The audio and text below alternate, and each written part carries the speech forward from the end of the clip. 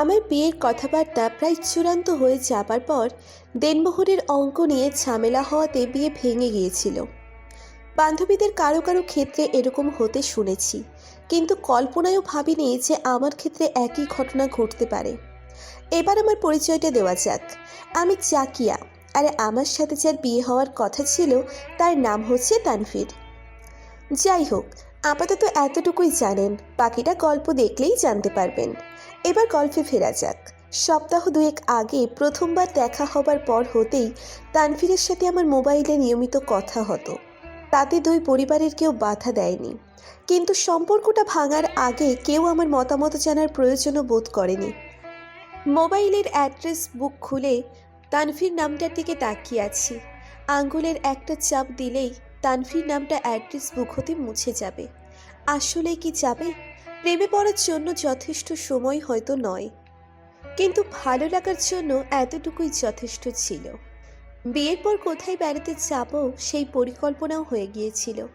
ঘুণাক্ষরেও ভাবিনি যে দেনমোহর নিয়ে আমাদের মাঝে ঝামেলা বাঁধবে। আমি আপু আম্মুকে কিছু বলতেও পারছি না। আমার বড় বোনের বিয়ে হয়েছিল 15 লাখ টাকা দেনমোহরের বিনিময়ে। আব্বু আমার জন্য 20 লাখ টাকা প্রস্তাব করেছিলেন, কিন্তু তানভীরের বাবা মা নাকি 6 লাখ বলেছেন। এত কম টাকার অঙ্ক শুনে আমার মামা খালা ফুপুরা সবাই বলে দিয়েছেন যে এই বিয়ে হবে না, ব্যাস। বড় আপু এসে এই সিদ্ধান্তটা জানিয়ে দিয়ে গেল, কিন্তু আমাকে জিজ্ঞাসাও করলো না। আসলে এই সমাজে মেয়েদের মতামতের কোনো মূল্য নেই। হঠাৎ আমার মোবাইলটা বেজে উঠল। একটা অপরিচিত নাম্বার। সাধারণত আমি কোনো অপরিচিত নাম্বার ধরি না, কিন্তু আজ কি মনে করে ধরলাম। পাশ থেকে একজন ভদ্র মহিলার গলা ভেসে এলো। হ্যালো, কে জাকিয়া? জি, আপনি? আমি তানভীরের মা। তোমার সাথে একটু কথা বলতে চাচ্ছিলাম। জি বলেন, শুনছি। তানভীর তো সহজে কাউকে পছন্দ করে না। 3-4টা প্রস্তাব মানা করার পরেও তোমাকে পছন্দ করেছে। আসলে আমারও তোমাকে খুব ভালো লেগেছে মা। সমস্যা হয়েছে দেনমোহর নিয়ে। তুমি কি কিছু শুনেছো? জি আন্টি, আসলে আপুর দেনমোহর 15 লাখ, তো সেজন্য আপু বলছে অন্তত 20 লাখ হতে হবে। এটা মুরব্বীদের ব্যাপার, আমি আর কিছুই জানি না। আচ্ছা শোনো, তবুও তোমাকে একটু বুঝিয়ে বলি। যেহেতু এটা তোমার জীবনের ব্যাপার, আর এই আর্থিক নিরাপত্তাটাও তোমার। এই যে ইদানিং সবার খুব উঁচু অঙ্কে দেনমোহর ফিক্স হয়, এই টাকাগুলো কি আদায় হয়? বিয়ের আগে কি টাকাটা দেয়? অনেকে এমনকি বিয়ের পরেও দেয় না। অনেকে ডিভোর্স মামলা করেও এই উঁচু দেনমোহর আদায় করতে পারে না, ঠিক না? আমার ঠিক জানা নেই আন্টি, তবে আমি কাউকে কখনো ন্যায্য দেনমোহর পেতে শুনিনি। তানবীরের বেতন হলো 60,000-এর মতো, আর 20 লাখ টাকা হলো ওর 3 বছরের বেতন। এত টাকাও চুরি না করলে কোথা থেকে পাবে? বয়স তো মাত্র 30। চাকরিতেও ঢুকেছে বছর 3 হলো। নিজের টাকায় বিয়ে করতে চায়, তাই এতদিন টাকা জমিয়েছে। শুরুতে বেতনও কম ছিল। ও দেনমোহর পরিশোধ করবে বলে 6 লাখ টাকা আলাদা করে রেখেছে। বাসরাতে বউকে চেক দিয়ে দিবে। আমাদের কোনো দাবি দেওয়া নেই মা। তানভীর নিজের বেডরুমের ফার্নিচারও কিনে ফেলেছে। ও শ্বশুরবাড়ি হতে কিছু নিবে না, বরযাত্রীও বেশি আসবে না, তাই তোমার আব্বুরও বেশি কষ্ট হবে না। তুমি নিশ্চয়ই চাও না যে ও বিয়ে করে তানভীর বিশাল একটা চাপ বা ঋণের মধ্যে পড়ে যাক। আর তানভীরের সম্ভবত প্ল্যান আছে যে ও নাকি আগামী বছর তোমাকে নিয়ে হজ করবে। দেনমোহর হতে তোমার খরচ তুমি বহন করবে, অর্থাৎ নিজের টাকায় হজ করে আসবে। যাই হোক, আমি যা বলার বলে দিলাম, বাকিটুকু তোমার ইচ্ছা। হ্যালো জাকিয়া, শুনছো? তোমাকে আমাদের খুব ভালো লেগেছে, তাই এত কিছু শেয়ার করলাম। তোমার মামা ফোন করে মানা করে দেওয়ার পরেও কথাগুলো বললাম। ভালো থেকো, নিজের যত্ন নিও। আমি মনোমুগ্ধকর হয়ে ভদ্রমহিলার কথাগুলো শুনছিলাম। কি সুন্দর প্ল্যান! আধা ঘন্টা প্রায় অবশ হয়ে বসে রইলাম। মন স্থির করতে 10 মিনিট সময় লাগলো আমার। ড্রয়িং রুমে আব্বু আম্মু মামা মামি আপু সহ 10-12 জন আড্ডা দিচ্ছেন। অতপর আমি সবার সামনে গিয়ে দাঁড়ালাম। আমার একটুও গলা কাঁপলো না। অতপর আমি বলতে শুরু করলাম, আব্বু, আমি তানভীরকে বিয়ে করব। 6 লাখ দেনমোহরে আমার কোনো আপত্তি নেই। তোমরা বিয়ের ব্যবস্থা করো। কথাগুলো শুনে সবাই হাঁ করে আমার দিকে তাকিয়ে আছে। আমাকে কেউ কখনো এভাবে কথা বলতে দেখেনি। কেউ ভাবেনি যে আমি নিজের বিয়ের কথা নিজেই বলতে পারি। আমি আর কাউকে কিছু বলার সুযোগ না দিয়ে রুমে চলে এলাম। পাশের রুম থেকে অল্প করে আম্মুর গলা শুনলাম। আম্মু বলছে, নির্লজ্জ মেয়ে। এর ঠিক 3 সপ্তাহ পর তানভীরের সাথে আমার বিয়েটা হয়ে গেল। পরে শুনেছি অন্যদের বাধার মুখে আব্বু আমার পক্ষ নিয়েছিলেন। সেদিন আব্বু সকলকে বলেছিলেন, আমার এই মেয়েটা কখনো কিছু চায় না। ওর এই ইচ্ছাটা আমি চাই না অপূর্ণ থাকুক। পরে অন্য সম্পর্কে কষ্ট পেলে সারা জীবন ওকে দোষারোপ করতে পারে। তাছাড়া ছেলেপক্ষের কোনো দাবি দেওয়া নেই। তানভীরকেও যথেষ্ট ভালো লেগেছে সবার। শুধু দেনমোহরের জন্য এই বিয়েটা ভেঙে দেওয়া ঠিক হবে না, যখন ওরা পুরো দেনমোহরের অগ্রিম টাকা পরিশোধ করবে বলেছে। এর মধ্যে আমার হবু শাশুড়ি আমাকে বেশ কয়েকবার কল দিয়েছেন, খোঁজ খবর নিয়েছেন। আমি তাকে আন্টি ডেকে অভ্যস্ত হয়ে গেলাম। অতপর বিয়ের দিন আমাকে তানভীরের হাতে তুলে দেওয়ার সময় হঠাৎ কোথা থেকে আমার মধ্যে প্রচণ্ড আবেগ ভর করেছিল। অশ্রুতে আমার মুখের মেকআপ লেপটে গিয়েছিল। আমি আম্মুকে জড়িয়ে ধরে ছাড়তে চাইনি একদম। আমি আম্মুর আদরের ছোট মেয়ে, কখনো আম্মুকে ছাড়া থাকিনি। এখন থেকে কিভাবে থাকবো তাও জানি না। শুধু মেয়েদের শ্বশুরবাড়িতে যেতে হবে, কে যে এই অদ্ভুত নিয়ম করেছে। উল্টোটাও তো হতে পারতো। এরপর আমি সিদ্ধান্ত নিয়ে নিলাম যে প্রতিদিনই একবার করে আমি আমার বাসায় চলে আসব। বিয়ের পরদিন আমার শাশুড়ি ডেকে বললেন, দেখো জাকিয়া, আমি চাই না আমাদের সম্পর্ক গতানুগতিক বউ শাশুড়ি টাইপ হোক। এই বাসায় মানুষ মাত্র 4 জন, তোমার শ্বশুর, আমি, তোমার ননদ মিলি আর তানবীর। আমি তোমাকে বাকি 3 জনের দুর্বলতাগুলোও শিখিয়ে দিব। ওগুলো একটু যত্ন নিয়ে ফলো করলে কয়েক মাসে দেখবে তুমি সবার খুব প্রিয় হয়ে গিয়েছো। কি পারবে না? জি আন্টি, পারবো। উনি অদ্ভুত চোখে কিছুক্ষণ আমার দিকে তাকিয়ে রইলেন, তারপর হাসলেন। আন্টি ডাকতে পারো, সমস্যা নেই। আম্মু ডাকো মন থেকে না এলে। অপরিচিত কাউকে জোর করে ডাকার দরকার নেই। শুরুর কয়েকদিন মেহমান, আত্মীয় স্বজন আর বন্ধু বান্ধবদের ভিড়ে কিভাবে কেটে গেল ঠিক বুঝতেই পারলাম না। আর প্রতি সপ্তাহ জুড়ে অন্তত 3টে দাওয়াত। আমার শ্বশুরবাড়ি থেকে বাবার বাড়ির দূরত্ব মাত্র আধা ঘন্টার। প্রতি সপ্তাহেই অন্তত 2বার মায়ের কোলে গিয়ে শুয়ে থাকতাম। আমি ফেসবুকে শাশুড়িদের নিয়ে ভয়াবহ সব গল্প আর অভিজ্ঞতা পড়েছি। কয়েকটা পড়ে তো আতঙ্কে আমার হাত পা কাঁপতো। না জানি কপালে কি দুর্দশা লেখা আছে। আমার শাশুড়ির কয়েকটা দিক আমার খুব ভালো লেগেছে। ফেসবুকের গল্পগুলোর সাথে ওনার কোনো মিল নেই। উনি আমাদের রুমে কখনো নক না করে আসেন না। আর ছুটির দিনে দুপুরে যখন তানভীরকে জড়িয়ে ধরে একটু ঘুমায়, উনি কখনো নক করেন না। বিকেলে আমরা বাইরে আসা পর্যন্ত উনি অপেক্ষা করেন। তিনি আমাকে কিছু বুদ্ধি শিখিয়ে দিয়েছেন, যেমন শ্বশুর কীরকম চা বিস্কিট পছন্দ করেন।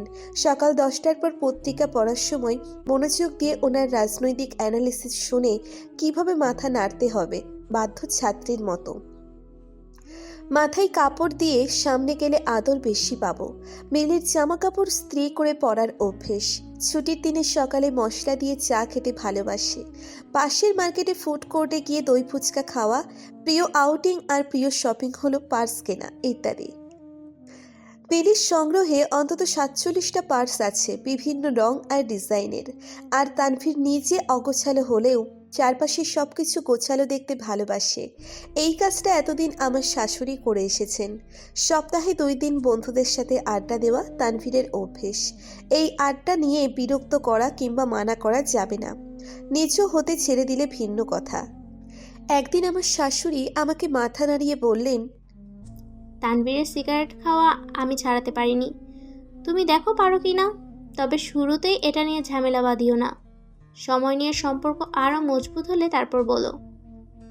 এরপর আমি একটু মজা করে বললাম, আন্টি অন্যদেরগুলো তো শুনলাম, তাহলে আপনার দুর্বলতা কি? তারপর আন্টি হেসে উড়িয়ে দিলেন আর বললেন, পারলে তুমিই খুঁজে বের করো, দেখি কেমন মেয়ে তুমি। এরপর একদিন আমাকে রান্নাঘরের আশপাশে ঘোরাঘুরি করতে দেখে একদিন শাশুড়ি আমাকে বললেন, দেখো মা, আমি জানি তোমার পছন্দের কিছু রান্না করতে ইচ্ছে করে। আমি কিন্তু তোমাদের বাসার রান্না খেয়েছি। হলুদ মরিচ বেশি দেয়, একটু ঝাল। আমাদের বাসার স্টাইল কিন্তু আলাদা। তানভীর আর ওর বাবা অতিরিক্ত ঝাল খেতে পারেন না। তুমি আপাতত চা নাস্তা বানাও, কয়েক মাসের বাসার রান্নার স্বাদ বুঝে গেলে তখন করতে পারবে। তানভীর অফিসে গেলে আমার সময় কাটে না। ছাদ হতে আসা বাসার কাপড়গুলো ভাঁজ করে রাখতে দেখে আন্টি তথা শাশুড়ি বললেন, ওগুলো করার জন্য মানুষ আছে। তোমার হাতে এখন সময় আছে, মাস্টার্সে ভর্তি হয়ে যাও। একবার মা হয়ে গেলে আর মেয়েদের নিজের জন্য সময় থাকে না, তখন শুধুই অন্যদের জন্য বাঁচতে ইচ্ছে করে। পড়ালেখাটা একটানে শেষ করে ফেলো। এই ভুলটা আমিও করেছিলাম, যার ফলে মাস্টার্স আর করা হয়নি। পড়ালেখা শেষ করে কিছুদিন জব এক্সপিরিয়েন্সও নিতে পারো। মেয়েদের পায়ের নিচে মাটি শক্ত হওয়া জরুরি। ওই যে দেখো, আমি পরনির্ভরশীল, উপার্জনের কোনো ক্ষমতা নেই। তবে আমি যতদিন শক্তি আছে ততদিন ঘরের দায়িত্ব নিয়ে তোমাকে ভাবতে হবে না। নাতি নাতনিও বড় করতে পারবো, তোমার হেল্প লাগবে না। হো মা, নাতি নাতির কথা শুনে মেয়ের গাল দেখি লাল নীল বেগুনি হয়ে যাচ্ছে। হারে, এক্ষুনি নিতে হবে বলিনি তো। আমি লজ্জা পেয়ে পালিয়ে বাঁচলাম। আন্টি কিন্তু মুখে বলেই ভুলে যাননি, সত্যিই মাস্টার্স ভর্তির ফর্ম আনিয়ে তানভীরকে দিয়ে জমাও করিয়ে দিলেন। না, এই মহিলা দেখছি ছাড়ার পাত্র একেবারেই না। বছরখানেক বিয়ের আনন্দে কাটাবো ভেবেছিলাম, বেড়াবো, ঘুরবো, হইচই করব। বিয়ের মাত্র 5 মাস পেরিয়েছে, আর নতুন সেমিস্টারের ক্লাস শুরু হবে 1 মাস পরেই। আবার বই নিয়ে বসতে হবে। ভাবলেই গায়ে জ্বর আসছে আমার। ইদানিং ভাবলে অবাক লাগে যে আম্মুর কাছে যাওয়া অনেক কমে গিয়েছে। শুরুর দিকে সপ্তাহে 2 বার, কমতে কমতে এখন মাসে 2 বারও যাওয়া হয় না। কথাবার্তা ফোনেই সেরে নিই। প্রতিদিনই আম্মুর কল আসে, তবে আমাদের সংসার নিয়ে কিছুই জানতে চান না। তিনি শুধু বলেছেন এদিকের কথা ওদিকে আর ওদিকের কথা এদিকে যাতে না করি। তবে আমার মাঝে মাঝে সেগুলো বলার জন্য পেট ফুলে যায়। কিন্তু কিছু একটা বলতে চাইলেই আম্মু থামিয়ে দেন, বলেন, বড় হয়েছো, এবার তুমি ম্যানেজ করো। বিয়ের আগে অনেক শিখিয়েছি, অতঃপর আমাকে বাধ্য হয়ে অনেক কিছু আন্টির কাছে জানতে চাইতে হয়। মাঝে অবশ্য 2-3 বার ওনার সাথে তর্ক বেঁধে গিয়েছিল আমার। এরপর রাগ করে আম্মুর কাছে চলে গিয়েছিলাম। আম্মু ঘণ্টাখানেক পাশে বসিয়ে আদর করে দিয়ে আবার ফেরত পাঠিয়ে দিয়েছেন। কদিন থাকতে চাইলেও মা পাত্তা দেয়নি। এত তাড়াতাড়ি ফিরে আসায় লজ্জা লাগছিল আমার, কিন্তু আন্টির আচরণে ভুলে যেতেও সময় লাগেনি। সাধারণত দুপুরে আমরা কেউ ঘুমাই না, আন্টি একটা টার্কিশ সিরিয়াল দেখেন। দেখতে দেখতে আমিও সেই সিরিয়ালের ভক্ত হয়ে গেলাম। বেডরুমে টিভি থাকলেও আন্টির সাথে ড্রয়িং রুমে বসেই দেখি। অনেক বিষয় তখন আন্টির সাথে আলাপ হয়। পরিবার, সমাজ, সম্পর্ক নিয়ে ওনার অভিজ্ঞতা আর ব্যাখ্যা আমাকে মুগ্ধ করে। কদিনের জন্য আমি আমার বাসায় গিয়েছিলাম। আব্বুর প্রেশারটা বেড়েছে। তানভীর এসে নামিয়ে দিয়ে চলে গেছে, কিন্তু থাকেনিও। সেদিন রাতে তানভীর ফোনে বলল, হ্যালো জাকিয়া, আম্মুর বেশ জ্বর এসেছে। সমস্যা নেই, প্যারাসিটামল দিয়ে দিয়েছি, ঠিক হয়ে যাবে। আবার পরদিন রাত 11টার দিকে তানভীর আমাকে ফোন করলো। হ্যালো জাকিয়া, আম্মুর ডেঙ্গু ধরা পড়েছে, ক্লিনিকে ভর্তি করেছি। শরীর বেশ দুর্বল, প্লাটিলেট 1 লাখের নিচে চলে এসেছে। আরও নামলে হয়তো লাইফ সাপোর্ট আছে এমন হসপিটালে ট্রান্সফার করতে হবে। তুমি তাড়াতাড়ি বাসায় চলে আসো। কথাটা শোনার পর আমার বুকটা দুমড়ে মুচড়ে উঠল। আব্বু পাশেই ছিল, কথাবার্তা ওনার কানেও গিয়েছে কিছুটা। আমার মুখভঙ্গি দেখেই আব্বু উঠে গিয়ে গায়ে শার্ট জড়ালেন আর বললেন, চলো মামুনি, তোমাকে হাসপাতালে নামিয়ে দিয়ে আসি। আমাকে ব্যাগসহ নামিয়ে আব্বু আর দাঁড়ালেন না, শুধু বললেন, তোমার আম্মুকে নিয়ে কাল সকালে আসবো। তার শরীরটাও বেশি একটা ভালো নেই। এরপর আমি কেবিনে ঢুকে ব্যাগ রেখে তানভীরের পাশে বসলাম। এর আগে এত রাতে কখনো হাসপাতালে আসিনি আমি, এমনকি কারোর জন্য রাত জাগিনি। আব্বু আম্মু হাসপাতালে ভর্তি থাকলে খালা, আব্বু আর অন্যরা সামলেছে। আমি শুধু দিনে ডিউটি করে বাসায় চলে যেতাম। এরপর আমি তানভীরের হাত ধরে মিনতি করে বললাম, তোমার অফিস আছে সকালে, রাতে আমি থাকবো আন্টির পাশে, তুমি এখন যাও। সকালে অফিসে যাবার সময় নাস্তা আর আমার কিছু কাপড় দিয়েছিও, মিলি প্যাক করে দিবে, ওকে বুঝিয়ে বলবো কল করে। আচ্ছা ঠিক আছে, তুমি মায়ের দিকে খেয়াল রেখো। আচ্ছা। আন্টি ঘুমাচ্ছেন, সাদা চাদরের শরীরটা গলা পর্যন্ত আবৃত। ওনার ডান হাত ধরে পাশে চেয়ার টেনে বসলাম আমি, অন্য হাতে স্যালাইন চলছে। বিয়ের দিন হতেই সব স্মৃতি মনে পড়ছে আমার, কিভাবে আমাকে মায়ের মতো আগলে রেখেছেন শুরু হতেই। নতুন সংসার কিছুই জানতাম না, কিংবা কিছুই বুঝতাম না আমি। ওনার বুদ্ধি পরামর্শ মতো চলে আমি এখন তানভীরের প্রিয় ওয়াইফ, মিলির প্রিয় ভাবি, আর শ্বশুরের প্রিয় বৌমা। আমার মনে হতে লাগলো যে এই ভদ্রমহিলাকে ছাড়া এই সংসারে আমি আমার চোখে পুরোই অন্ধকার দেখব। ওনাকে আরও বহু বছর আমার পাশে দরকার, আমার অভিভাবক হয়ে, মা হয়ে ছায়া দেওয়ার জন্য। এসব ভাবতে ভাবতে কখন যে আমার কপাল বেয়ে অশ্রুর ধারা নেমেছে আমি টেরই পাইনি। জলের ফোঁটায় ফোঁটায় সেগুলো আন্টির হাতের উপর পড়ছিল। আমি কখনো ভাবিনি যে এত অল্প পরিচয়ে মাত্র কয়েক মাসে রক্তের সম্পর্ক নেই এমন কোনো মহিলা আমার অস্তিত্ব, পরিচয় আর আবেগকে এমনভাবে ছাপিয়ে যাবেন। উনি কখন চোখ খুলেছেন তাও দেখিনি আমি। উনি আমাকে দেখে মৃদু হাসলেন আর বললেন, কি রে মা, কাঁদছিস কেন? আম্মা, আপনি আমাদের ফেলে এত তাড়াতাড়ি যেতে পারবেন না। আমি আপনাকে কোথাও যেতে দিব না। আমি কোথাও যাব না রে পাগলি মেয়ে। আরও অনেক বছর এই মেয়েটার সেবা নেওয়া বাকি। আমার দুর্বলতা জিজ্ঞেস করছিলি না? তোরাই হচ্ছিস আমার দুর্বলতা। তুই কি খেয়াল করেছিস যে তুই আজ প্রথম আমাকে আম্মা ডেকেছিস? ওই দিনটার জন্য আমার অনেক অপেক্ষা ছিল। এরপর আমি অশ্রুসিক্ত চোখে হেসে ফেললাম আর বললাম, নিয়েন সেবা, দেখি কত বছর পারেন। 4 দিন পর আম্মা কিছুটা সুস্থ হয়ে উঠলেন। এরপর ব্যাগ গুছিয়ে একসাথে আম্মাকে নিয়ে বাসায় ফিরলাম। বিশেষ শিক্ষণীয় কথা, আমাদের মধ্যে মা বোন আছে, দেখবেন বাথরুমে কান্না করে নিজের কষ্ট কমায়, বালিশ ভিজিয়ে ফেলে কান্না করে, কিন্তু রুম থেকে বের হয় সবার সামনে হাসির অভিনয় করার জন্য। মনের কষ্ট চাপা রেখে হাসি মুখে সবার সাথে কথা বলে, নইলে শ্বশুরবাড়ি বউকে আবার মুড়ি বলবে। মেয়েদের এক ঝামেলা, কথা বললে বলবে বেশি বাচাল, আর চুপ থাকলে বউ বেজায় অহংকারী মুডি। তখন মেয়েটা যাবে কোথায় বলুন তো? বউদের সব দোষ, শাশুড়িদের কোনো দোষ নাই, এরকম চিন্তাধারা আছে না নেই? অবশ্যই আছে। মনে রাখবেন, যেটা আপনার মেয়ে সেটা অন্যের ঘরের বউ, আর যেটা আপনার বউ সেটা অন্যের ঘরের মেয়ে। আপনি অন্যের ঘরের মেয়েকে সম্মান করুন, আপনার মেয়েকে সম্মান আল্লাহই ব্যবস্থা করে দেবে। যেটা আপনারা গল্প দেখেই বুঝতে পেরেছেন।